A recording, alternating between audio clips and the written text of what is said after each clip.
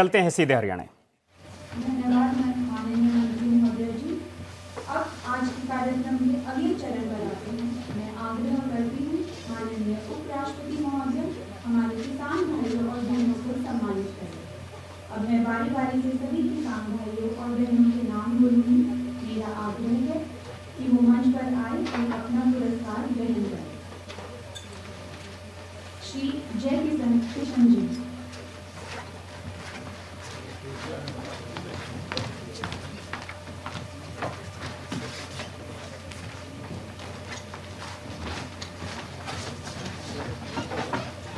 तालियों के साथ इनका स्वागत करें।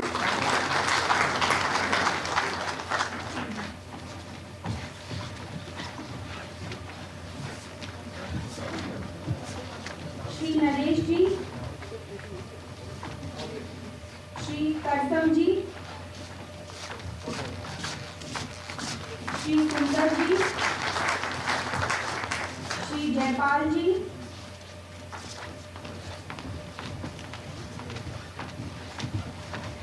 श्री बलबीर जी,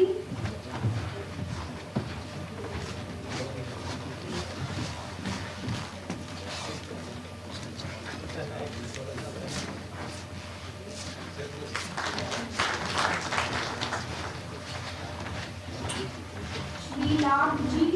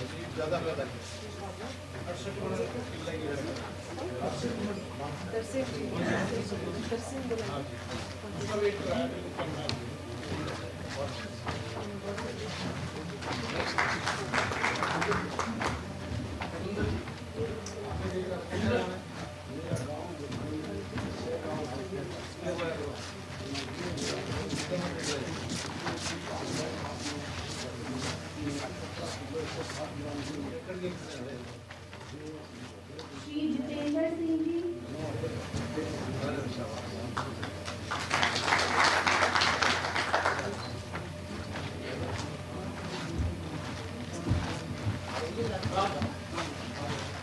श्री सोमवीर सिंह जी,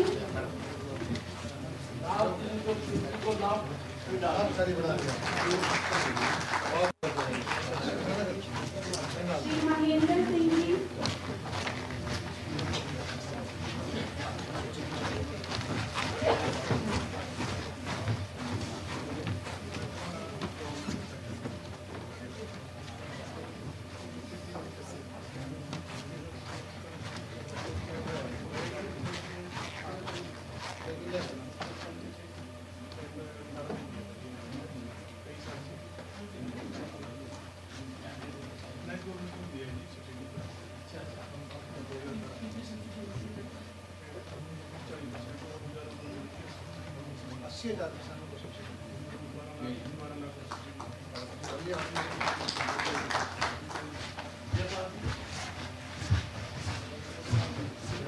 श्रीमती जीना देवी जी,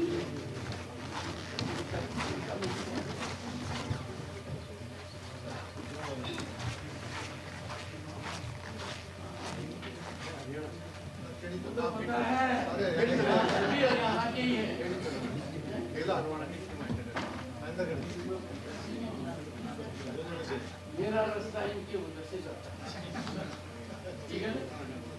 शाबाश शाबाश।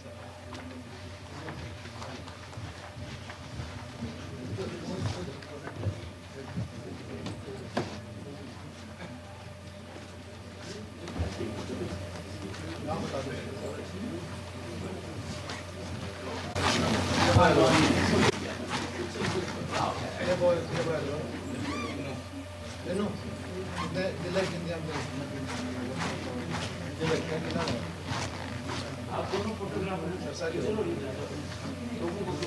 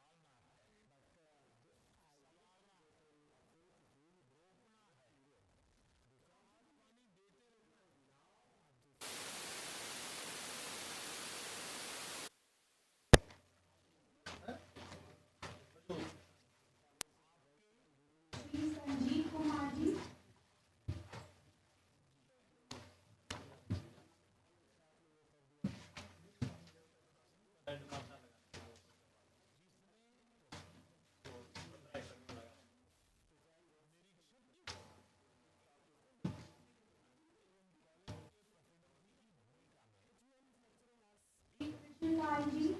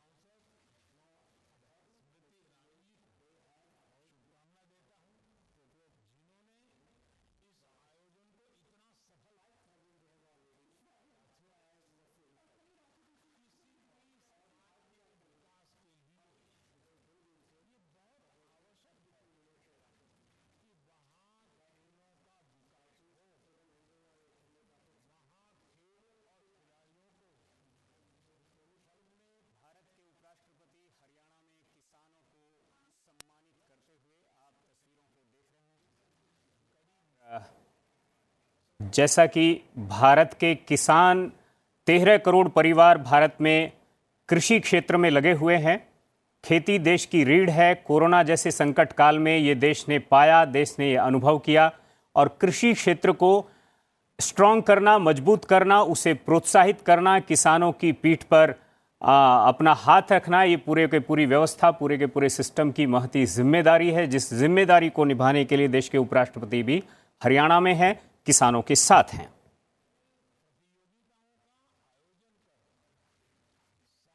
और यहां पर किसानों को सम्मानित किया जा रहा है। आप देख रहे हैं युवा किसान भी हैं और वृद्ध किसान भी हैं। किसानों का हर वर्ग जय जवान जय किसान, और जब उसमें विज्ञान भी जुड़ जाता है तो खेती इनोवेटिव होने लगती है। और देश में हम अगर खेती की बात करें तो वो इनोवेटिव आइडिया ही खेती को एक तरह से चर्चा में ला रहे हैं और फिर से उसको फोकस खेती पर लोगों का बन रहा है।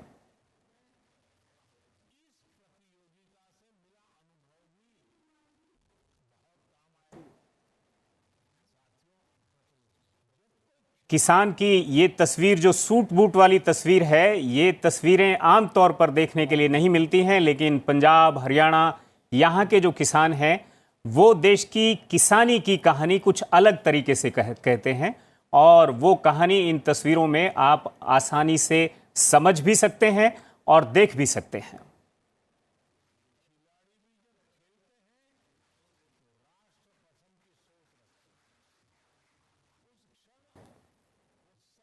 देखिए, बिल्कुल युवा किसान हैं और भारत में आमतौर पर जो अभी तक किसानों की तस्वीर है वो अलग तरीके से हम देखते रहे हैं, लेकिन हरियाणा में आइएगा तो ये हरियाली का प्रदेश है और यहाँ पर किसानों की जो तस्वीर और तासीर है वो थोड़ा अलग तरह की है।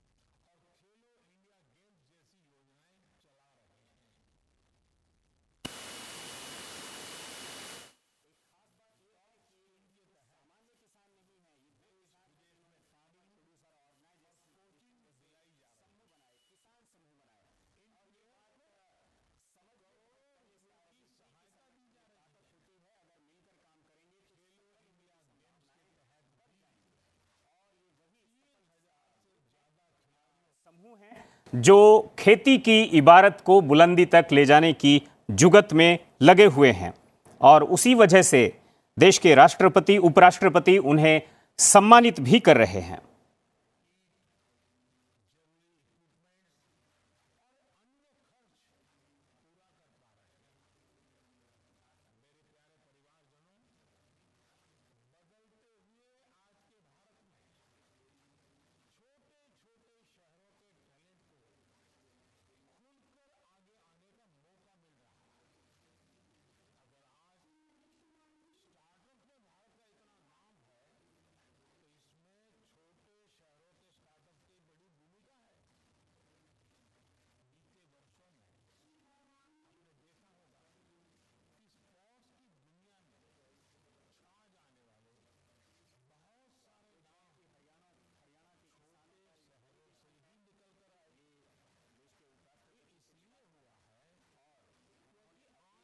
की कहानियां हैं वो उनको बताई, सुनाई, दिखाई और उन कहानियों से प्रभावित होकर के देश के उपराष्ट्रपति ने भी उनकी पीठ थपथपाई, उनको सम्मानित किया, उनको प्रमाण पत्र दिए और इस तरह से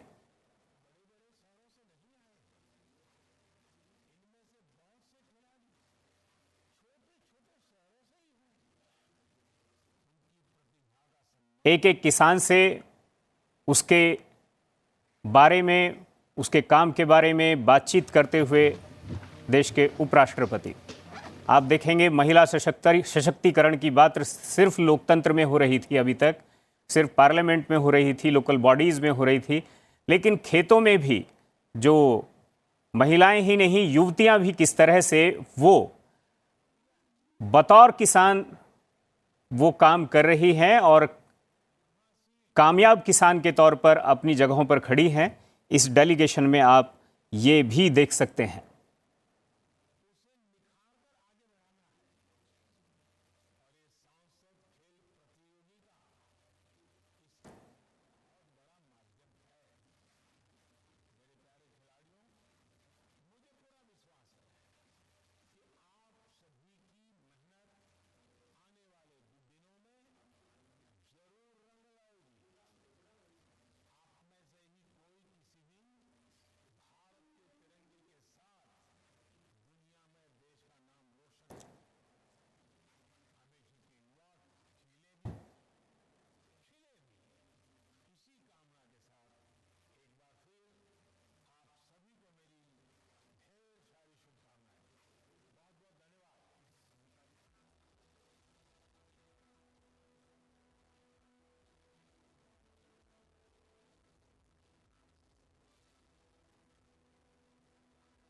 और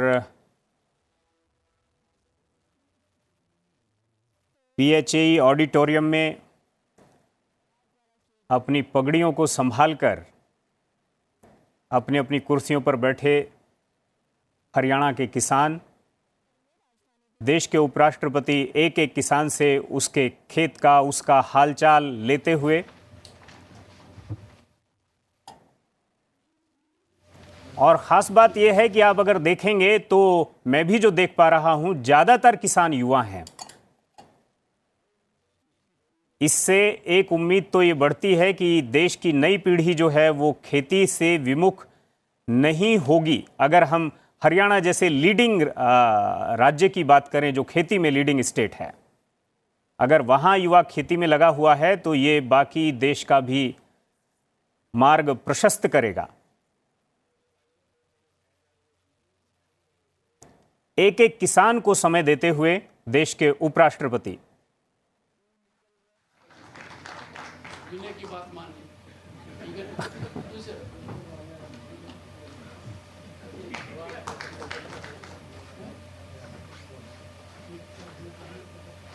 और जैसा कि हमने बताया कि ये कोई इंडिविजुअल फार्मर नहीं है, बल्कि ये farmers of group of farmers है।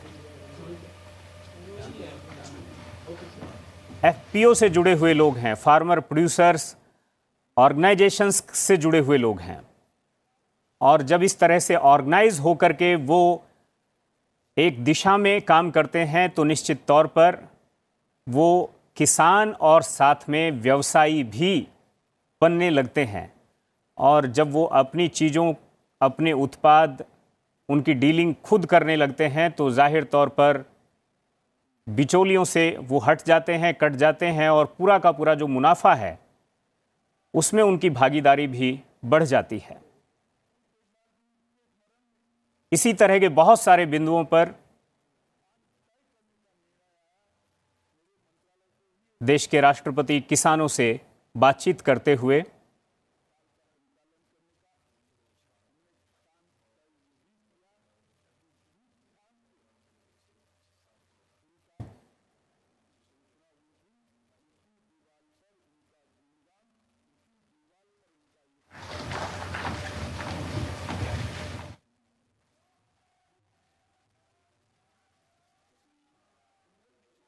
जब ये कहा जाता है कि ये युवाओं का देश है, तो ऐसे ही नहीं कहा जाता है। यहाँ पर हर क्षेत्र में युवा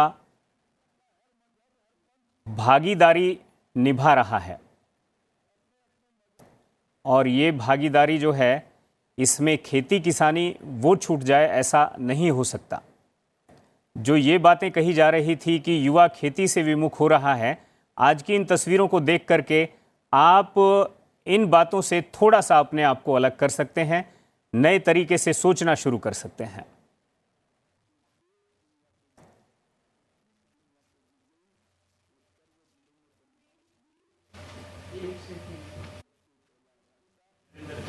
नाम ही दम इतना इधर और भी है देश में। वीरेंद्र तो नाम ही दम है। दूसरी बात ही कंसिडर की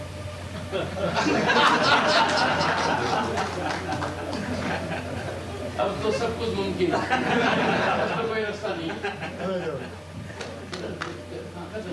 हमारी को दूसरा से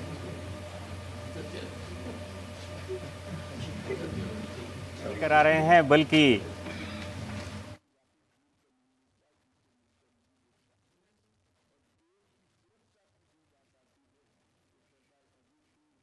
इतना सरल और सहज किसानों के साथ ही हुआ जा सकता है। और चूंकि देश के उपराष्ट्रपति खुद भी एक किसान परिवार से आते हैं, तो उनके लिए किसानों के साथ सरल और सहज तरीके से पेश आना ये और भी ज़्यादा सहज है।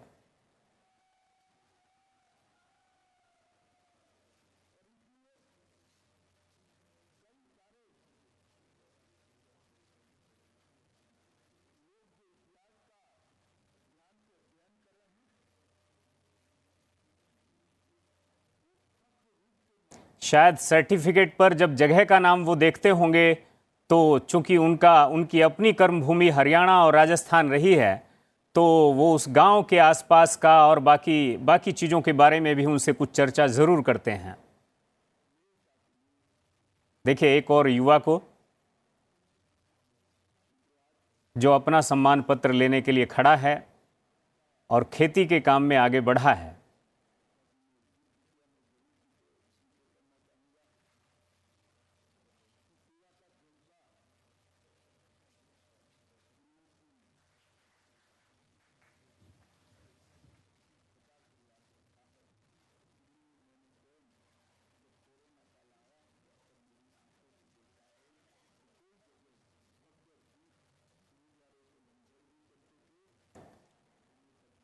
उपराष्ट्रपति जिस सदन को चेयर करते हैं, वहाँ भी संवाद, चर्चा, ये उस सदन का मुख्य कोर विषय है।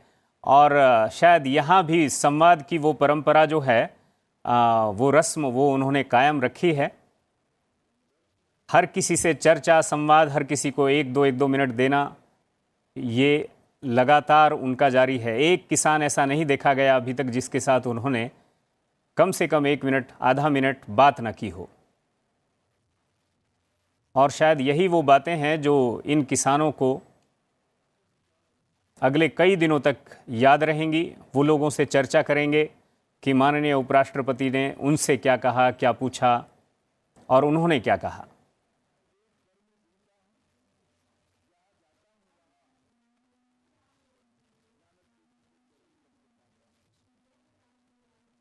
तो किसानों को सम्मान पत्र देने के बाद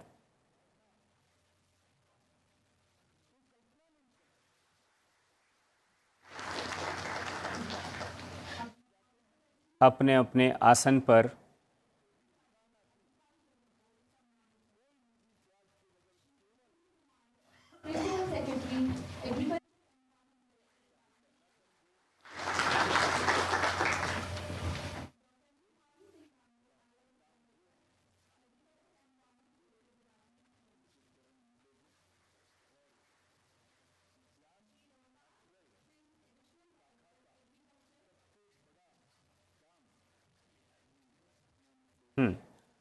और इसी के साथ किसान के साथ सहकार करने वाले जो सरकारी कर्मचारी हैं उनका मान सम्मान होना भी ज़रूरी है, क्योंकि ज़मीन, वो जो किसानों से जुड़ी हुई योजनाएं हैं, उन योजनाओं को सरकारी दफ्तरों से ज़मीन तक ले जाने और पहुंचाने का काम यही वो अधिकारी हैं जो पूरे मनोयोग से करते हैं।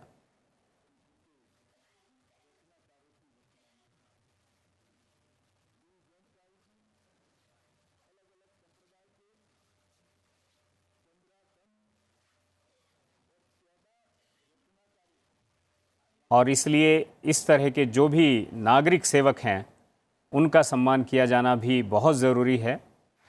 इसी क्रम में इन सब अधिकारियों का सम्मान करते हुए देश के उपराष्ट्रपति माननीय जगदीप धनखड़।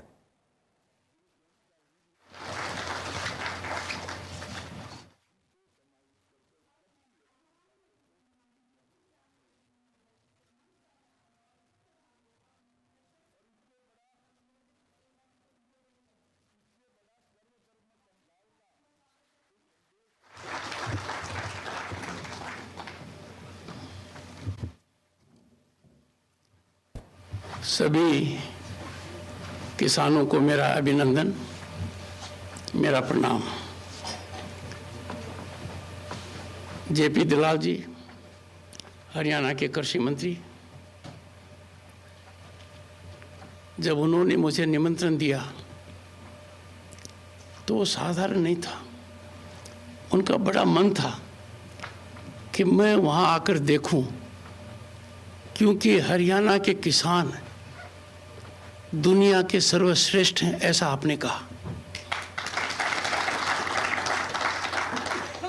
और जो कहा और जितना नापा उतना इन्होंने फाड़ा, बिल्कुल वैसा ही मैंने देखा।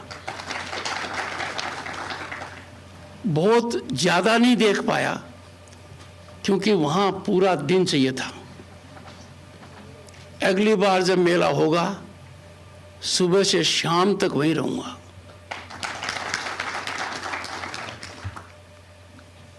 कुछ सम्मानित व्यक्तियों से जब बात की तो मन बड़ा खुश हो गया। एक ने कहा मेरे डेयरी है। मैंने कहा कैसे करते हो? कहा सरकारी सहायता बहुत आसानी से मिल रही है, सुलभ तरीके से मिल रही है। मुझे बहुत अच्छा लगा। श्री विजेंद्र कुमार जी IAS के बहुत वरिष्ठ अधिकारी हैं और आपका हरियाणा सरकार का सौभाग्य है, क्योंकि जो वक्तव्य मैंने इनका सुना, जो इनकी सोच है, वो आपके जीवन में बड़ा बदलाव लाने वाली है। ये बड़े प्रयासरत हैं। आपके सामने जितने अधिकारी आते हैं वो सब आपके मातहत हैं और ये अपने विभाग को दिल और दिमाग से सींच रहे हैं। इसका असर हरियाणा की सरकार पर और आप पर निश्चित रूप से पड़ेगा। श्री नरहरि सिंह जी बांगड़, ये डॉक्टर हैं। जब से मेरी धर्मपत्नी को पीएचडी मिली है, मैं किसी को भी डॉक्टर लगाना भूलता नहीं हूँ, क्योंकि एक बार भूल गए तो वो डॉक्टर नाराज हो जाता है। तो डॉक्टर नरहरि सिंह बांगड़ जी ये डायरेक्टर हैं। डायरेक्टर का भी बहुत महत्वपूर्ण रोल होता है। जो प्रिंसिपल सेक्रेटरी सोचता है, उस सोच को वो ज़मीनी हकीकत बनाते हैं।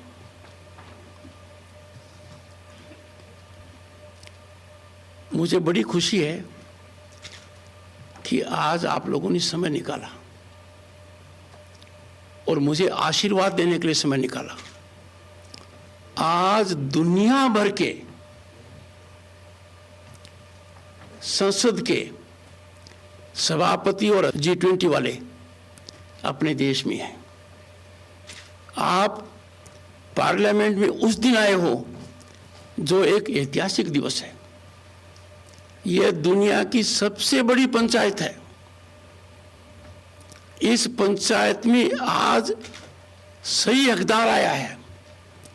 इस पंचायत में आपकी चर्चा होनी चाहिए, आपका विवेचन होना चाहिए, आपके सुख दुख की बात होनी चाहिए। उस जगह आप बैठे हो, यह मेरे लिए बहुत खुशी का मौका है। मेरे को बड़ी प्रसन्नता हुई, खुशी हुई, आनंद आया जब प्रधानमंत्री जी ने राज्यसभा में मेरा परिचय कृषक पुत्र के नाते कराया। उपराष्ट्रपति के नाते पूरे देश में मैं उन संस्थाओं में जरूर गया हूं जो किसान से जुड़ी हुई हैं, जिनको सम्मानित किया गया है। उनको मैं हार्दिक शुभकामनाएं देता हूं। वो प्रेरणा के स्रोत हैं। लोगों को उनका अनुकरण करना चाहिए। कुछ से बात की तो कितना अच्छा लगा, संक्षिप्त बात की कि मैं मेरा प्रोडक्ट खुद मार्केट करता हूं। मैंने कहा कैसे? बोला थैले में डालते हैं, थैला छोड़ाते हैं, पहले वाला ले आते हैं। अब आपको मैं वहां तो मैंने संक्षिप्त में बात कही थी और ज्यादा लोग थे। जब ज्यादा लोग होते हैं तो बात का असर थोड़ा कम हो जाता है। ये बहुत ही महत्वपूर्ण ग्रुप है। आप में से हरेक हरित क्रांति का जनक है। आपसे मैं 3 बातें खास तौर से कहूंगा। पहला, किसान होना गर्व की बात है। इससे हम थोड़ा दूर हट रहे हैं। हमें लग रहा है कि कोई ज्यादा पढ़ लिख गया, इंजीनियरिंग कर ली, डॉक्टरी कर ली, IIT से पास हो गया, IIM से पास हो गया, तो खेती कैसे करे? मैंने वहां उदाहरण दिया था हिसार एग्रीकल्चर यूनिवर्सिटी मेले में कि बड़े अधिकारी, मोटी मोटी तनख्वाह पाने वाले IITN, IIM के कृषि व्यापार में आ रहे हैं।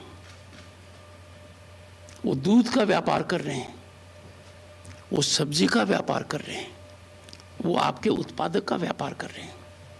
और जो दैनिक आवश्यकता है, आज के दिन सबसे बड़ी चिंता व्यक्ति को क्या है कि जो मैं खा रहा हूं, जिस पर मेरा शरीर निर्भर है, पहला सुख निरोगी काया, तो निरोगी काया का आधार है वो आहार कितना शुद्ध है, उसमें मिलावट तो नहीं है। ये बहुत बड़ा व्यापार है और यही कारण है कि आज के दिन प्रबुद्ध वर्ग, शिक्षित वर्ग, व्यापारी वर्ग दूध का व्यापार करता है, सब्जी का व्यापार करता है, एग्रीकल्चर प्रोड्यूस का व्यापार करता है। किसान और किसान के बच्चों को, बच्चियों को इसमें आगे आना चाहिए, नए नए तरीके अपनाने चाहिए। बताइए, दूध का व्यापार पर सबसे ज्यादा सलीके से करने कि कुव्वत यदि किसी में है तो किसान के बेटे बेटी में है। हमें व्यापारियों से सीखना चाहिए। हर गांव में आप व्यापारी को देखिए, उसका बच्चा पढ़ता है, स्कूल जाता है, कॉलेज जाता है, पर दुकान पर जरूर बैठता है। कितनी बड़ी बात है, कितना बड़ा सोच है कि दुकान पर बैठेगा 2 घंटे भी तो इसको ज्ञान मिलेगा, सोच मिलेगा। अब दूध सब्जी 2 का व्यापार यदि अगर किसान और किसान के परिवार लोग करेंगे तो आर्थिक रूप से बड़ा बदलाव आएगा। और शुद्धता की अल्टीमेट सर्टिफिकेट है। किसान न क्वालिटी में गड़बड़ करता है न क्वांटिटी में गड़बड़ करता है। थोड़ा सा आपको सोचने की आवश्यकता है कि मैं ये काम कर रहा हूं तो ये बहुत सम्मानजनक है। हर तहसील के अंदर बड़ी से बड़ी डेयरी होनी चाहिए, निश्चित रूप से होनी चाहिए। उसमें तकनीकी का उपयोग होना चाहिए। एक ने बताया कि उसकी डेयरी थी। आज के दिन तकनीकी का उपयोग करोगे, आपका प्रोड्यूस, आपका दूध आगे वाले तक सही पहुंचेगा। अब दूध की बात ले लीजिए। दुनिया का सबसे बड़ा व्यापार दूध पर आधारित है। दूध के कितने प्रोडक्ट बनते हैं, पर किसान नहीं बना रहा है। सोचिए क्यों? किसान अपनी अर्थव्यवस्था को ध्यान में रखकर एक समूह बनाकर क्यों ऐसा नहीं करे कि दूध, छाछ, दही, पनीर और इसके बाद रास्ता खुल जाएगा, प्रोडक्ट्स ऐड होते जाएंगे। गांव के नाम से ब्रांडिंग हो सकती है, अपनी सोच के अनुसार ब्रांडिंग हो सकती है, और इनकी खपत के लिए आपको बहुत दूर जाने की आवश्यकता नहीं है, आसपास में हो जाएगा। मैं आप लोगों को प्रेरित करता हूं और ये बहुत गंभीरता से कह रहा हूं। भारत के प्रधानमंत्री के दिल और दिमाग पर किसान हावी है। किसान के लिए जो नीतियां की गई हैं उनका मैंने अध्ययन किया है, और उसमें पहले एक कुर्सी भाई आइए विप्लव जी।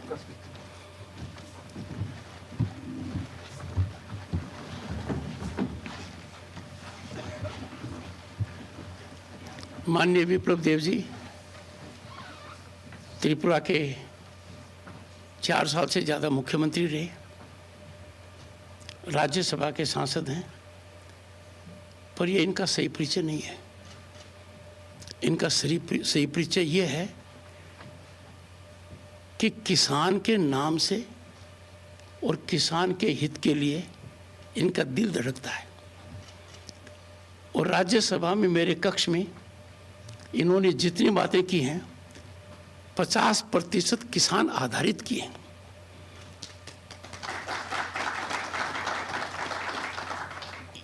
इस स्वास्थ्य को लेकर,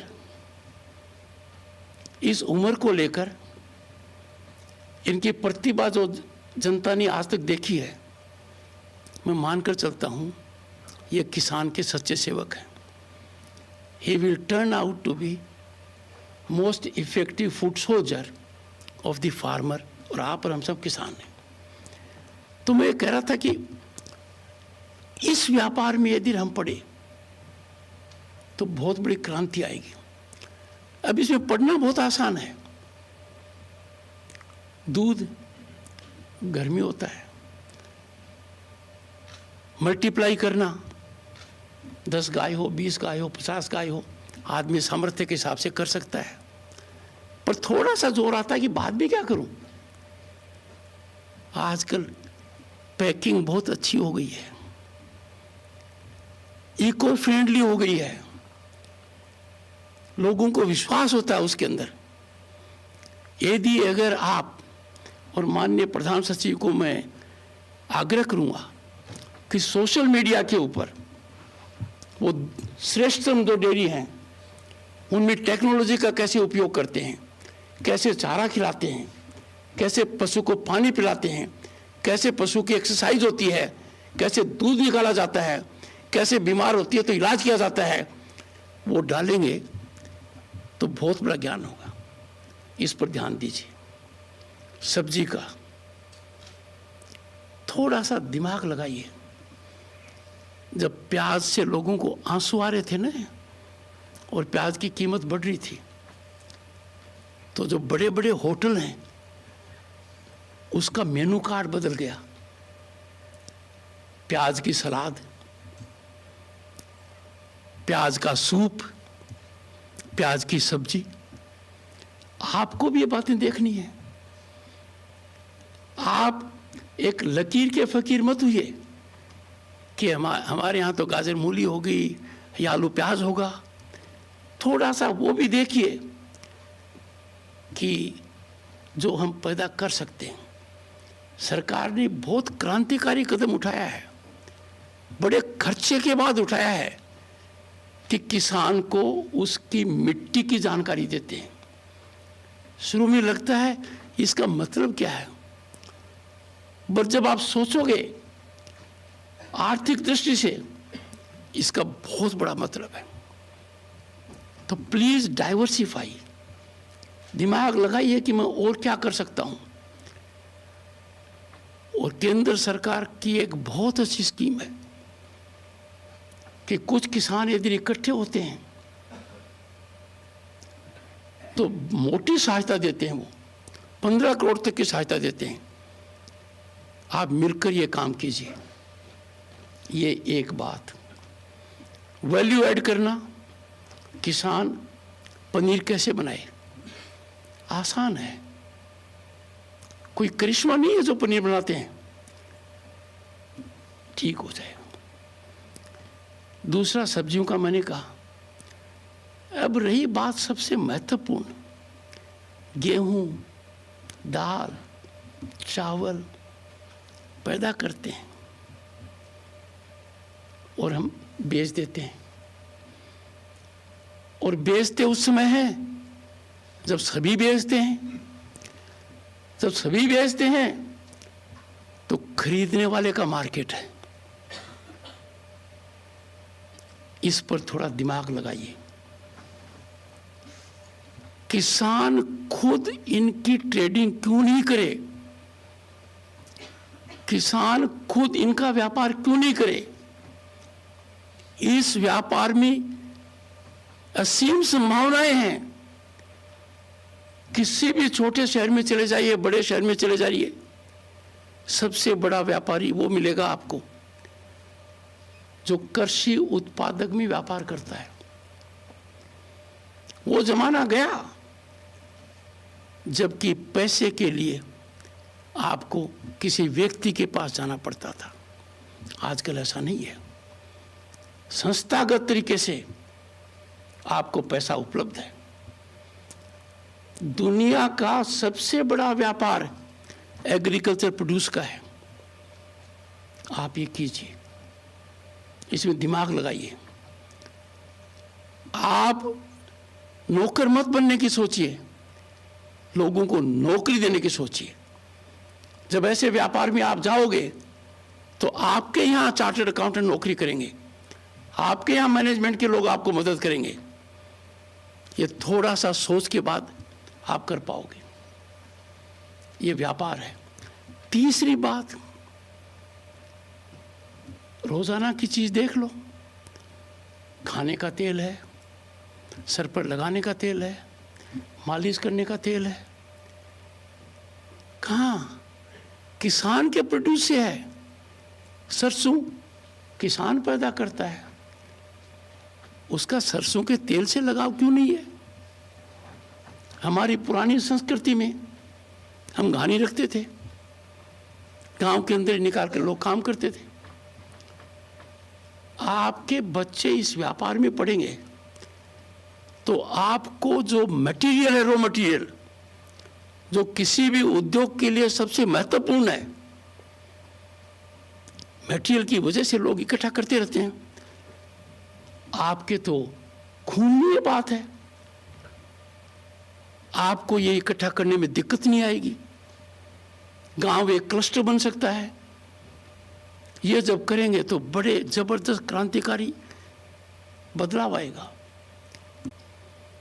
मैं जो आज आपको कह रहा हूं, ये सोच चौधरी चरण सिंह जी का था। वो कम समय के लिए प्रधानमंत्री बने।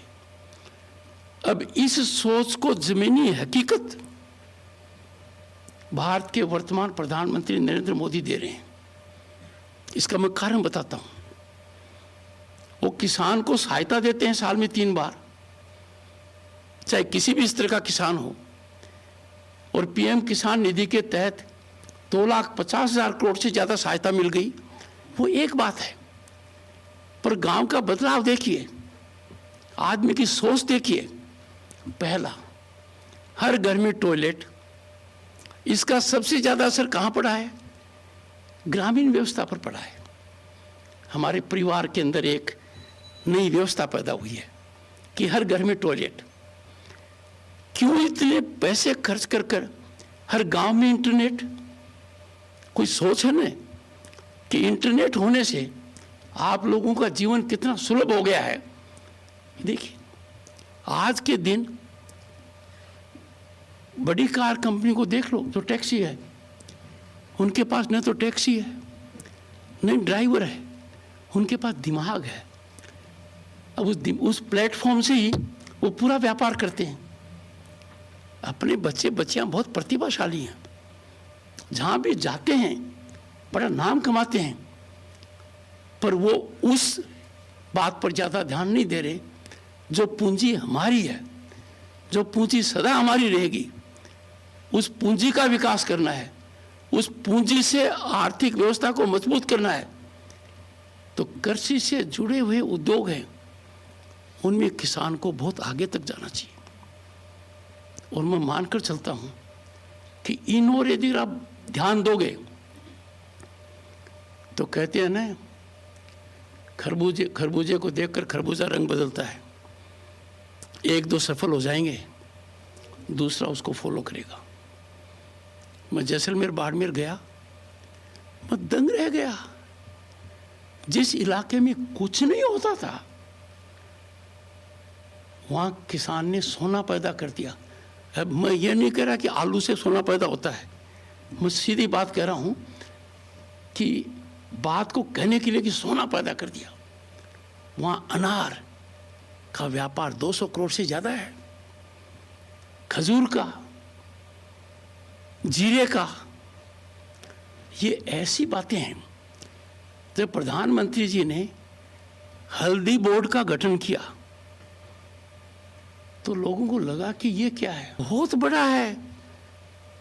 हल्दी बोर्ड का मतलब एक और हम केंद्रित कर रहे हैं। आप देखिए ब्रांडिंग कितनी आसानी से व्यापारी करता है, हमें उनसे सीखना है। हमारी मूंगफली की ब्रांडिंग होनी चाहिए,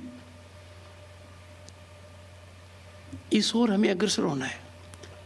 अपने इलाके में आप देखोगे पूरे देश भर में तो Indian council of agriculture research की संस्थाएं मिलेंगी, कृषि विज्ञान केंद्र मिलेंगे। पर कहते हैं ना, वो उतना ही काम करेंगे जितना काम आप उनसे कराओगे। तो मैं आपको बहुत शुभकामनाएं देता हूं। मेरे लिए बहुत ही आत्मसिद्धि का दिन है आज के दिन, नहीं भूलने वाला दिन है, क्योंकि किसान इस महान देश भारत की अर्थव्यवस्था की रीढ़ की हड्डी है।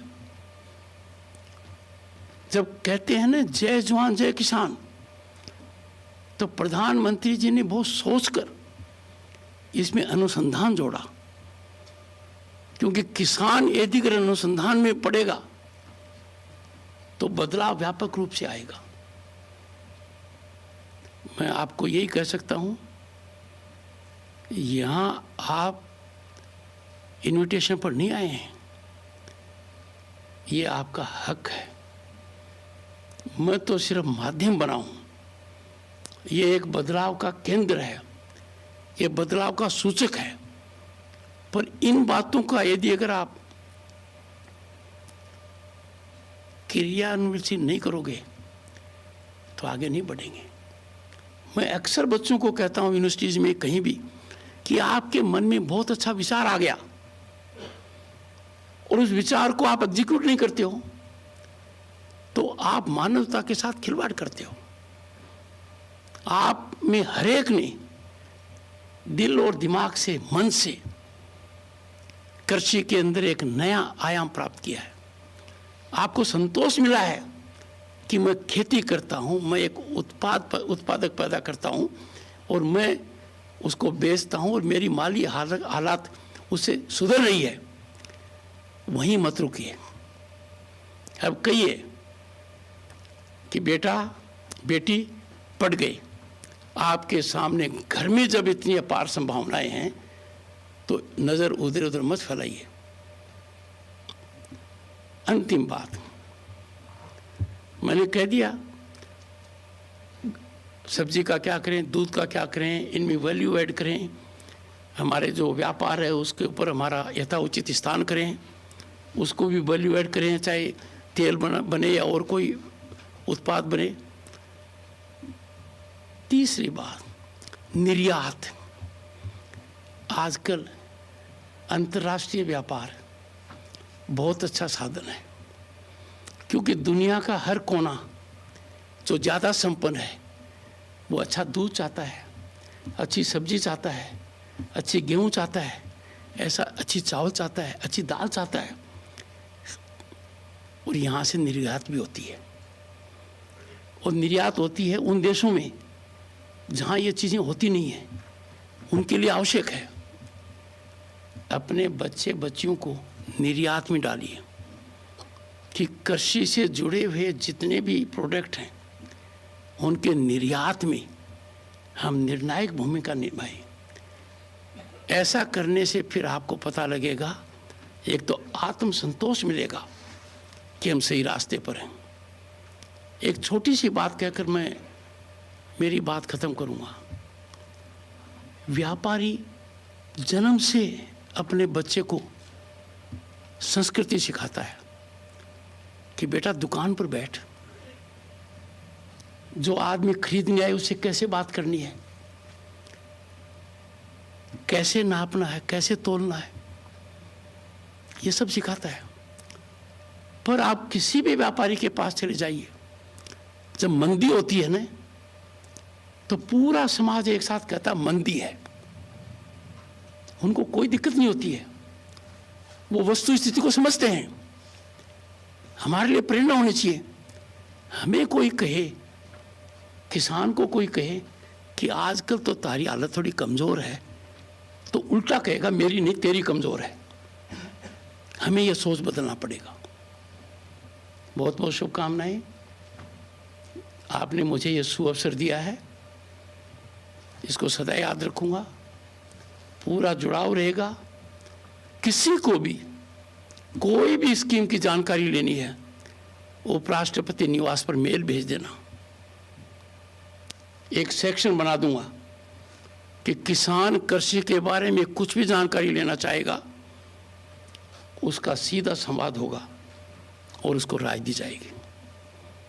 बहुत बहुत धन्यवाद। अब मिलते हैं भोजन पर।